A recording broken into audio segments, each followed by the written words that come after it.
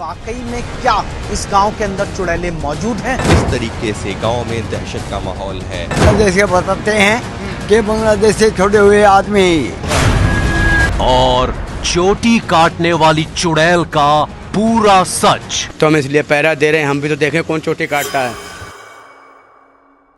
23 जून राजस्थान में सबसे पहले चोटी चुड़ैल की अफवाह फैल रही थी। पहली घटना जोधपुर ज़िले के पीपर सिटी से आई थी, जहां एक लड़की सुबह उठी तो उसने देखा कि उसके चोटी कटे हुए हैं। पुलिस के जांच से मालूम चला उसको किसी ने ब्लेड से काटा है। फिर 6 जुलाई को 2 लड़कियों की चोटी कटने की घटना सामने आई और दोनों 14 या 15 साल की थी। दोनों का कहना था कि वो रोज़ की तरह सुबह उठी, लेकिन उन्होंने देखा कि उनकी चोटी कटी पड़ी है।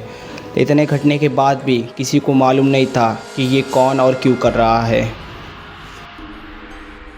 बेटा, आपने क्या देखा था जब आपके बाल कटे? एक काली बिल्ली इतनी बड़ी, मैं पैर के पंजे पे मारा तो मैंने कहा उसके मुंह में बाल थे मेरे, अब मैं उसके पीछे वहां तक गई। जुलाई का मंथ था। हरियाणा के गुरुग्राम में रात के 9:30 बजे एक घर में लोग खाना खाकर सोने ही जा रहे थे, तभी उस मोहल्ले से किसी की चिल्लाने की आवाज़ आई। जब मोहल्ले के लोग उस घर के पास दौड़ के गए तो मालूम चला कि वो घर 51 साल की सुनीता देवी का था और वो घर में बेहोश थी। होश में आने के बाद जब लोगों ने उससे पूछा कि क्या हुआ था, तब उसने बताया कि एक आदमी ने उसको बाथरूम के पास बुलाया और उसको बेहोश कर दिया। फिर जब वो उठी तो उसका चोटी कटा हुआ मिला, लेकिन उसको ये नहीं मालूम था वो कौन था और ऐसा क्यों कर रहा था। लेकिन ये तो सिर्फ शुरुआत था, क्योंकि कुछ ही दिन बाद सुनीता देवी के घर के 100 मीटर पास आशा देवी के साथ भी कुछ ऐसा ही घटना हुआ था। आशा देवी के फादर इन लॉ का कहना था कि सुनीता देवी रात को कुछ काम से बाहर गई थी और काफ़ी देर बाद घर ना लौटने की वजह से उन्होंने उसको ढूंढना स्टार्ट कर दिया और काफ़ी देर ढूंढने के बाद वो बाथरूम के पास बेहोश मिली। लेकिन आशा देवी की कहानी सुनीता देवी से बहुत ही अलग थी।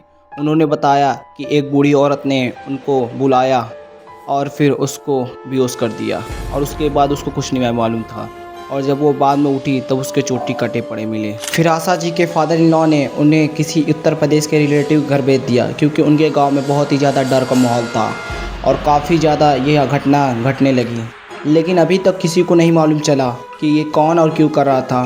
कुछ लोगों ने तो मिलकर एक 62 साल की औरत को मार दिया।